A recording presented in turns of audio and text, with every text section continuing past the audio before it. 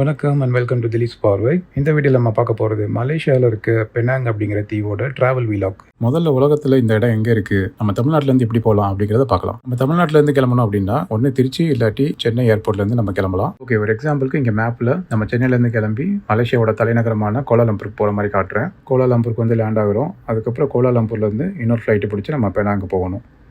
Kuala Lumpur to Penang ஃப்ளைட்டில் போனால் 1 hour ஆகும். பஸ்ஸில் போனால் 5 hours ஆகும். பஸ்ஸில் போயிட்டு மெயின்லேண்ட்லேருந்து தீவுக்கு போகிறதுக்கு ஒரு ஃபெரியில் போகணும். மேப்பில் பார்த்தாலே உங்களுக்கு தெரியும், அந்த பெரிய நிலப்பரப்புக்கும் பெனாங் தீவுக்கும் நடுவில் கடல் இருக்குது. அந்த கடல் மேலேயே பெரிய நிலப்பரப்பில் வந்து தீவுக்கு போகிறதுக்கு 2 பாலம் போட்டிருக்காங்க. கோலாலம்பூர்லேருந்து சில பேர் கார்லேயே ட்ராவல் பண்ணுவாங்க. அவங்களால இந்த பிரிட்ஜ் வழியாக டேரெக்டாக தீவை ரீச் பண்ண முடியும். ஆனஸ்ட்டாக சொல்கிறதா இருந்தால் இந்த ட்ரிப் ஆக்சுவலி கோவிடுக்கு முன்னாடி 2019 போனது. எனக்கு இப்போ தான் எடிட் பண்ணி போடுறதுக்கான வாய்ப்பு கிடச்சிருக்கு. ஒரு ஈவினிங் போல் பெனாங்கில் போய் ரீச் ஆனோம். அங்கே ஜெலுத்தோங் அப்படிங்கிற ஒரு ஏரியாவில் ஏர்பிஎன்பி எடுத்திருந்தோம். அந்த ஏர்பிஎன்பிலேருந்து எங்களுக்கு கிடச்ச வியூ இது. அதுக்கு அடுத்த நாள்லேருந்து எங்களோட சைட் சீயிங் ஆரம்பிக்கிறோம். நேராக ஜார்ஜ் டவுன் அப்படிங்கிற ஏரியாவுக்கு போகிறோம். அங்கே தான் லிட்டில் இண்டியா இருக்குது. நம்ம சென்னையில் இருக்க உட்லாண்ட்ஸ் ரெஸ்டாரண்ட் மாதிரியே இங்கே ஒன்று இருக்குது. இங்கே இந்தியன் ஸ்டைலில் வாழை இலை சாப்பாடு கிடைக்கும். நம்ம ஊர் சாப்பாடு சாப்பிட்ட திருப்தியோட மியூரல் ஆர்ட் ஒர்க்லாம் பார்க்குறதுக்கு கிளம்புறோம். அதாவது செவுத்தில் வரையப்பட்ட ஓவியங்கள். அதை பார்க்குறதுக்காக ஜூலியா ஸ்ட்ரீட்னு ஒரு இடத்துக்கு போகிறோம்.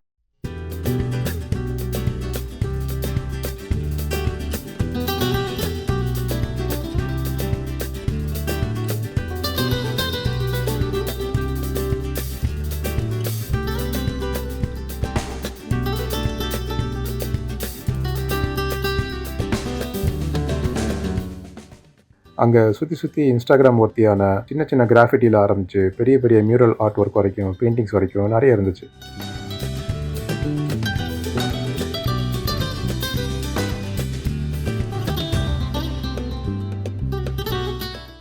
நீங்கள் பைசைக்கிளில் இங்கேருந்து வாடகைக்கு எடுத்துக்கிட்டு ஒவ்வொரு ஸ்ட்ரீட்டாக நீங்கள் சுற்றி பார்க்கலாம்.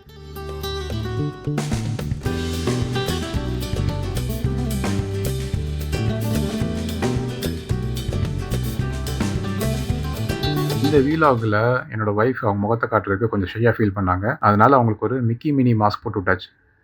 அங்கே இருக்க ஸ்ட்ரீட் ஆர்ட்டு, மியூரல் ஆர்ட்லாம் வந்து சுற்றி பார்க்குறதுக்கு இன்னொரு வழி என்னென்னா, அங்கே இருக்க ஹியூமன் ரிக்ஷாவை வந்து வாடகைக்கு எடுத்துக்கிறது.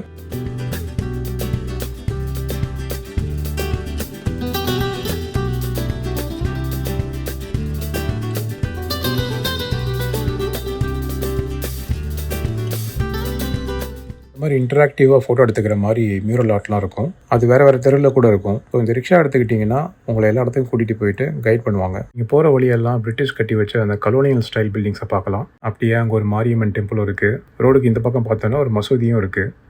Malaysia is a melting point of cultures சும்மாவும் சொல்கிறாங்க. இன்னும் வேறு ஸ்ட்ரீட் ஆர்ட் எக்ஸ்ப்ளோர் பண்ணுறோம்.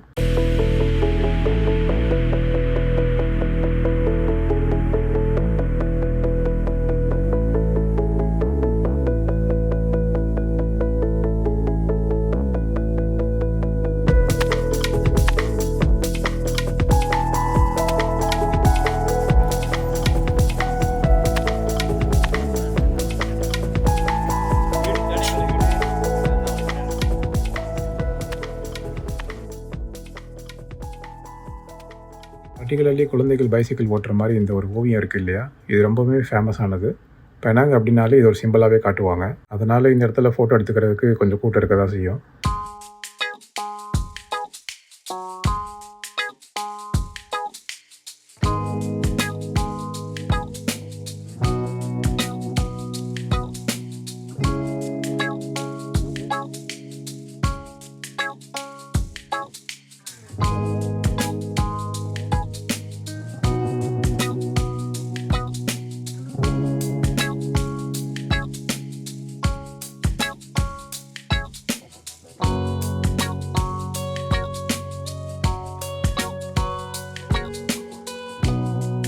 போகிற வழியில் பழைய காலத்துலேருந்து இருக்க சென்ட்ரல் ஃபயர் ஸ்டேஷனை காட்டினாங்க. இதோட ஜூலியா ஸ்ட்ரீட்டில் நம்ம ஸ்ட்ரீட் ஆர்ட் எக்ஸ்ப்ளோரேஷனை முடிச்சுட்டு அடுத்த இடத்துக்கு கிளம்புறோம். போகிற வழியில் ஒரு சின்ன சைனீஸ் கோயில் இருந்தது. அதை பார்த்தோன்னே நம்ம பிரக்யா சாமி கும்பிட ஆரம்பிச்சிட்டாங்க. அங்கேருந்து நம்மளை ஜெட்டி அப்படிங்கிற இடத்துல ட்ராப் பண்ணிடுறாங்க. ஜெட்டி அப்படிங்கிறது என்னென்னா, கடலோரத்தில் ஒரு பிளாட்ஃபார்ம் மாதிரி போட்டு வச்சுருப்பாங்க.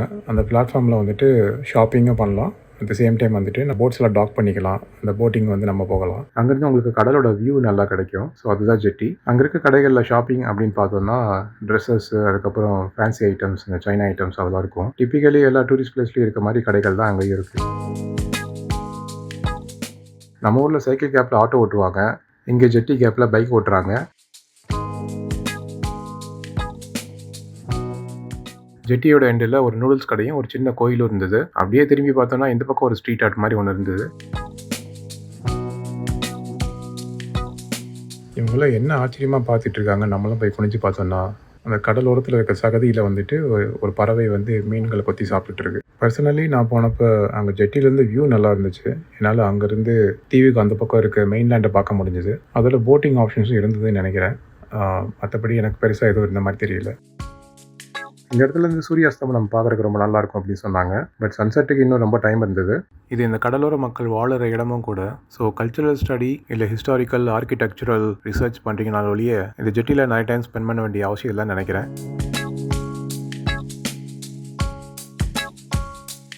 நல்ல மேகமூட்டத்தோட மழை வர மாதிரி இருந்தது.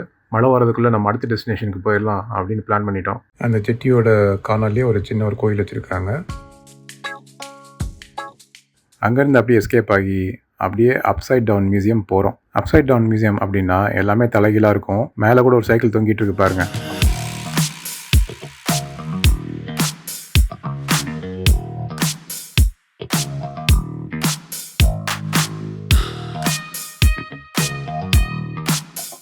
இந்த அப்சைட் டவுன் மியூசியமில் பல ரூம்ஸ் இருக்கும். ஹால், கிச்சன், பெட்ரூம், ஒரு கிராம வீடு, அந்த மாதிரி செட்டெல்லாம் இருக்கும். இந்த செட்டில் இருக்க விஷயங்கள் எல்லாமே தலைகீழாக இருக்கும். அதாவது தரையில் இருக்க பொருட்கள்லாம் மேலே கூரையில் இருக்க மாதிரியும் நம்மளை அப்படியே நிற்க வச்சு ஃபோட்டோ எடுத்து ஃபோட்டோவை திருப்பிட்டோம் அப்படின்னா இந்த மாதிரி நம்ம தலைகீழாக மேலே கூரையில் நிற்கிற மாதிரி ஒரு எஃபெக்ட் கிடைக்கும். இதுவுமே ஜார்ஜ் டவுனில் இருக்கிறதால நீங்கள் ஸ்ட்ரீட் ஆர்ட்லாம் பார்த்துட்டு அப்படி இதையும் கவர் பண்ணிடலாம். இது ஃபேமிலியோட போய் ஃபோட்டோ எடுத்துக்கிறதுக்கு ஜாலியான இடம். இதோட டிக்கெட் ப்ரைஸ் அப்படின்னு பார்த்தோம்னா அடல்ட்ஸுக்கு 36 ரிங்கெட்டும் சில்ட்ரனுக்கு 26 ரிங்கெட்டும் இப்போ கரண்ட்டாக வாங்கிட்டு இருக்காங்கன்னு நினைக்கிறேன். டிக்கெட் வாங்கினதுக்கப்புறம் ஒரு லாக்கரில் உங்களோட திங்ஸ் எல்லாம் எடுத்து வச்சு பூட்டிடுவாங்க. உங்க ஃபோன், கேமரா தவிர லாக்கர்ல திங்ஸ் எல்லாம் சேஃபா வச்சுட்டு நீங்க உள்ள போய் விதமா போஸ்ட் கொடுக்கலாம். அங்க இருக்க ஸ்டாஃபே உங்களுக்கு போட்டோ எடுத்து கொடுப்பாங்க. உங்களோட போன்ல என்ன மாதிரி போஸ்டிங்லாம் பண்ணணுங்கிறத அவங்களே கைட் பண்ணுவாங்க. இது வாரத்தில் 7 நாள் ஓப்பனா இருக்கும். 9:30 6:30 வரைக்கும் இருக்கும் போட்டிருக்கு. விடுமுறை நாட்கள்ல கொஞ்சம் கூட்டம் அதிகமா இருக்கிறதுக்கு வாய்ப்பு இருக்கு. நீங்க அதுக்கேற்றாப்புல பிளான் பண்ணி போயிட்டு என்ஜாய் பண்ணிட்டு வாங்க.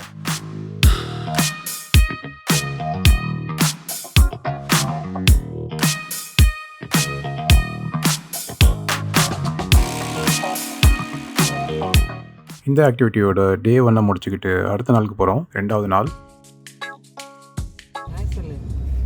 இன்றைக்கி நம்ம எந்த இடத்த பார்க்க போகிறோன்னா கேக்லாக்ஸி டெம்பிள்னு ஒரு புத்திஸ்ட் டெம்பிள் இருக்குது. பார்க்கலாம் எப்படி இருக்குன்னு. அது பார்த்துட்டு அதுக்கப்புறம் பெனாங் ஹில் போகலான் இருக்கோம். இன்றைக்கி சாட்டர்டேங்கிறதால கொஞ்சம் கூட்டமாக இருக்க சான்ஸ் இருக்குது. எப்படி இருக்குன்னு பார்க்கலாம். மலை அடிவாரத்துலேருந்து மேலே உச்சி வரைக்கும் லேயராக கட்டப்பட்டிருக்க இந்த மலை கோயில் தான் கேக்லாக்ஸி டெம்பிள். மலேசியாவின் மிகப்பெரிய பௌத்த கோயில் சொல்லப்படுகிறது. 1890ஆம் ஆண்டு ஆரம்பித்து 1930ஆம் ஆண்டு வரைக்கும் கட்டப்பட்டிருக்கு. அதாவது 130 ஆண்டுகளுக்கு மேலே பழமையான கோயில் இது. கீழே அடிவாரத்துலேருந்து என்ட்ரன்ஸ்லேருந்தே போனோம் அப்படின்னா இங்கே ஆமைகள் குளம் அப்படின்னு ஒன்று இருக்குது. டார்டாய்ஸ் பாண்டுன்னு சொல்லுவாங்க. இதை நீங்கள் கண்டிப்பாக மிஸ் பண்ணிடாதீங்க. இங்கே 100க்கும் மேற்பட்ட ஆமைகள் இருக்கதாகவும் இது ஒரு நல்ல டூரிஸ்ட் அட்ராக்ஷன் சொல்லப்படுது.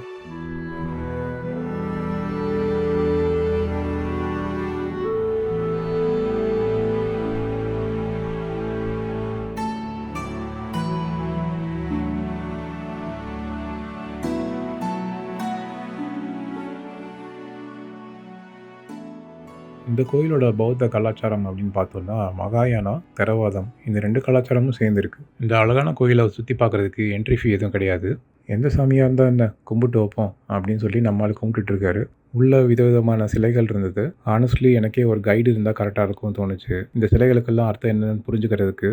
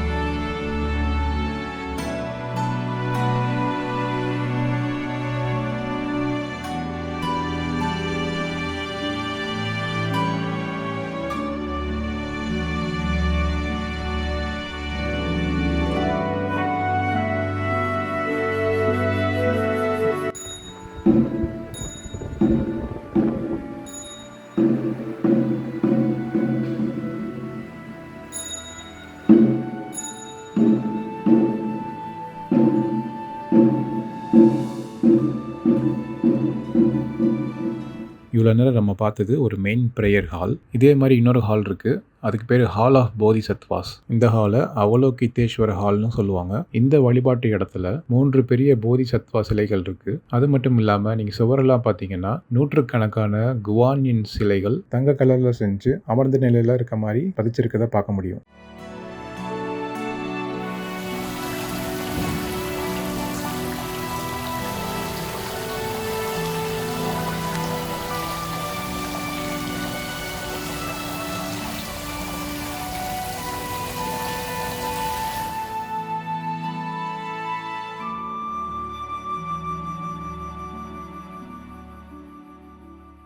எல்லா கோயில்லையும் இருக்க மாதிரி இந்த கோயில்லையும் அங்கங்கே கிஃப்ட் ஷாப்பு, சுவனீர் அதெல்லாம் விற்கிறாங்க.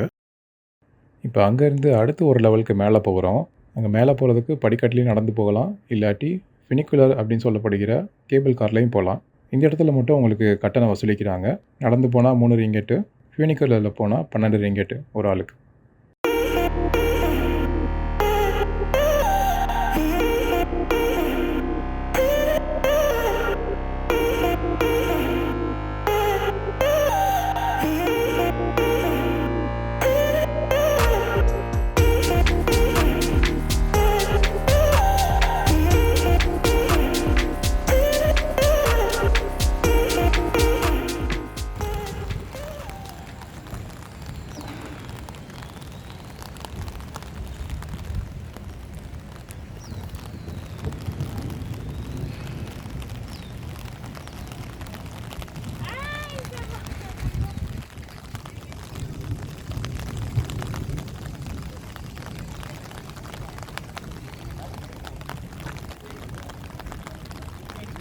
இங்கே மேலேருந்து நமக்கு கிடைக்கிற பெனாங்கோட வியூ ரொம்ப அருமையாக இருக்கும்.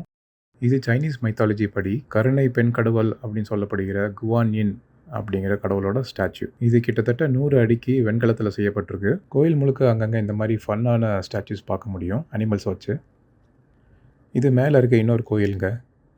இந்த தளத்தில் குவானின் ஸ்டாச்சு, அப்புறம் இந்த கோயில், அப்புறம் குட்டி குட்டியாக ஃபிஷ் பாண்ட்ஸ், கார்டன் அப்படின்னு அழகாக செஞ்சுருக்காங்க.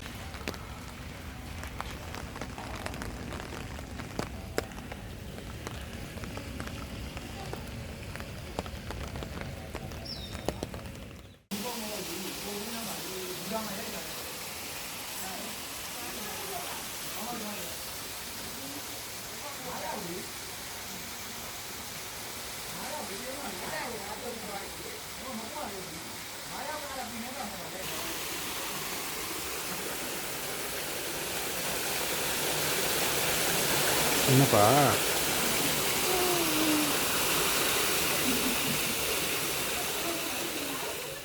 நாங்கள் போனது மழை நேரமாக இருந்தாலும் அந்த மழையில் இந்த கோயிலை பார்க்குறதும் ஒரு அழகாக தான் இருந்தது.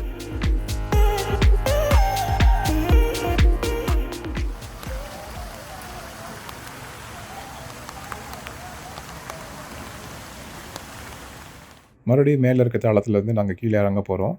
அதே ஃபினிக்குலர் ட்ரெயின் வழியாக. இந்த இடத்துல தான் வந்து பிக்கப் பண்ணிப்பாங்க. அதுக்கு தான் வெயிட் பண்ணிகிட்ருக்கோம்.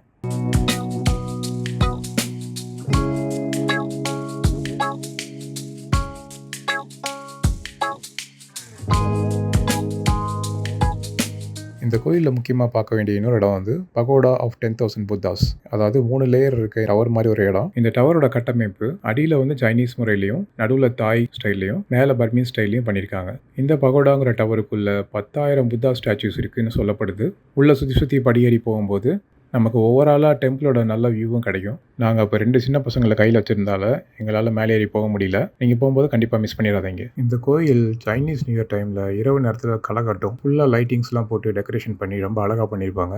ஓவராலாகவே இந்த கோயிலை பார்க்குறதுக்கு 1லேருந்து 2 மணி நேரம் ஆகும். இல்லை நான் கொஞ்சம் நிதானமாக ஆர்கிடெக்சர்லாம் ரசித்து பார்க்கணும், பொறுமையாக பார்க்கணும் அப்படின்னு நினச்சிங்கன்னா 2லேருந்து 3 மணி நேரம் ஆகும். அதே மாதிரி இந்த கோயில் வெர்டிக்கலாக லேயராக நிறைய மாடிகள் இருக்கிறதால மலையடிவாரத்துலேருந்து நடக்கிறதுக்கும் பாதை இருக்கும், இல்லை கேபிள் கார் மாதிரி ஆப்ஷன்ஸும் இருக்கும். கீழே இறங்குறப்ப உங்களுக்கு எலக்ட்ரிக்கல் பக் அப்படிங்கிற மாதிரி வண்டி கூட வச்சிருப்பாங்க. அங்கே அடிக்கிற வெயிலுக்கு நீங்கள் கேபிள் காரோ இல்லை எலக்ட்ரிக்கல் பக்லேயோ போகிறது நல்லது. அதுக்கு மட்டும் நான் முன்னாடி சொன்ன மாதிரி காசு கட்ட வேண்டியிருக்கும். அதே மாதிரி இந்த பகோடா அப்படிங்கிற டவரில் என்டர் பண்ணுறப்போ நீங்கள் காசு கட்ட வேண்டியிருக்கும். அதே மாதிரி இது ஒரு கோயில் அப்படிங்கிறதால ரொம்ப ரிவீலிங்காக ட்ரெஸ் போட்டு போகாமல் கொஞ்சம் டீசெண்டான ட்ரெஸ் போட்டு போகிறது நல்லது. ஓகே, இதோட கேக்லாக்ஸி டெம்பிளோட சைட் சீங்கை முடிச்சுக்கிட்டு நாங்கள் அடுத்து பெனாங் ஹில் போக போகிறோம். போகிறதுக்கு முன்னாடி ஆல்ரெடி பசிக்க ஆரம்பிச்சிருச்சு. அதனால் போகிற வழியில் ஸ்ரீ ஆனந்த பவன் அப்படிங்கிற ஹோட்டலில் சாப்பிட போகிறோம்.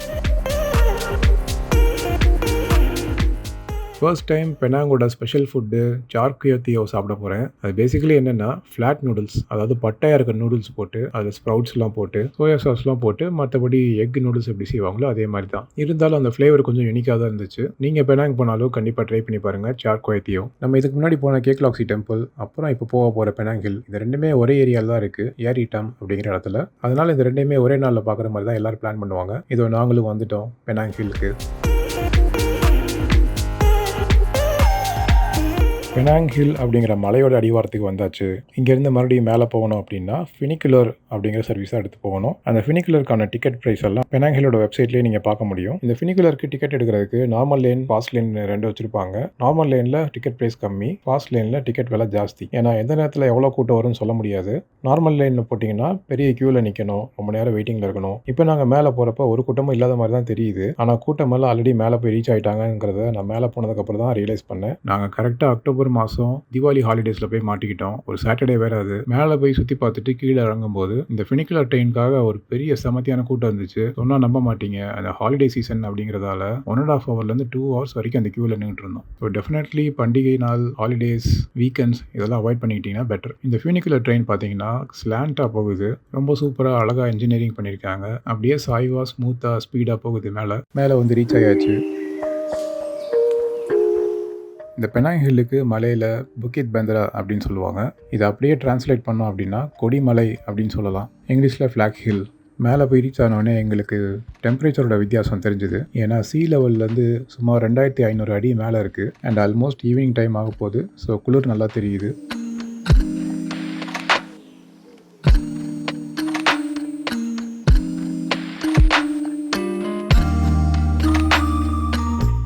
அங்கேருந்து ஒரு அப்சர்வேஷன் டெக்கில் இருந்து வியூ ரொம்பவே அழகாக இருந்தது.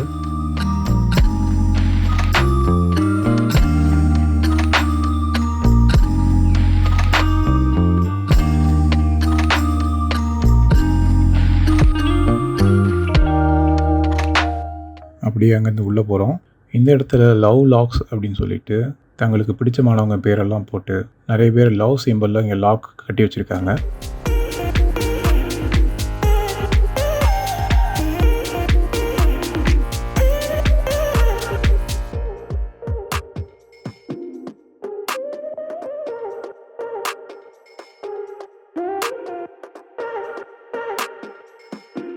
அதுக்கப்புறம் பக்கின்னு சொல்லப்படுகிற எலக்ட்ரிக்கல் வண்டியில் டிஃப்ரெண்ட் வியூ பாயிண்ட்ஸ் காட்டுறதுக்கு கூட்டிகிட்டு போகிறாங்க. இந்த பக்கியில் போகிறதுக்கு 30 ரிங்கெட் டிக்கெட்.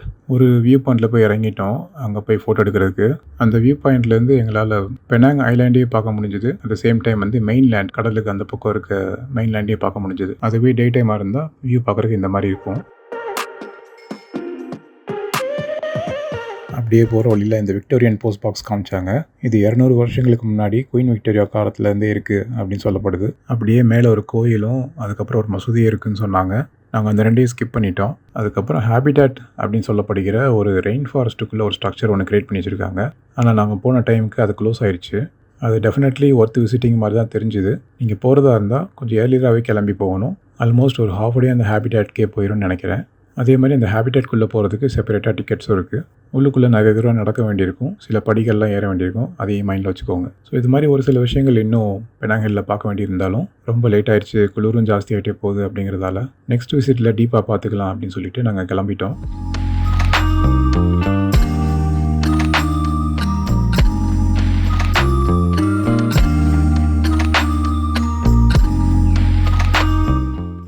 இதோட எங்களோட பெனாங் டே 2 எக்ஸ்ப்ளரேஷன் முடியுது. இன்னும் டே 3 அண்ட் டே 4 இருக்குது. அதை 2வது பாகமாக இன்னொரு வீடியோவில் போடுறேன். அதில் மோஸ்ட்லி அனிமல்ஸ் அண்ட் நேச்சர் சம்மந்தப்பட்ட எக்ஸைட்டிங்கான இடங்களுக்கு போயிருக்கோம். அதெல்லாம் பெனாங் வீலாக் பார்ட் 2ல் பார்க்கலாம். ஸோ இந்த பெனாங் ட்ராவல் வீலாக் பார்ட் 1 உங்களுக்கு இன்ஃபர்மேட்டிவாகவும் என்டர்டெயின்மெண்ட்டாகவும் இருந்திருக்கும்னு நினைக்கிறேன். உங்களோட ஃபீட்பேக், கொஸ்டின்ஸ் எதுனாலும் நீங்கள் கமெண்ட்ஸில் போடுங்க, ஆன்சர் பண்ணுறேன். மறுபடியும் உங்களை அடுத்த வீடியோ சந்திக்கிறேன். Until then, take care, stay happy, stay blessed.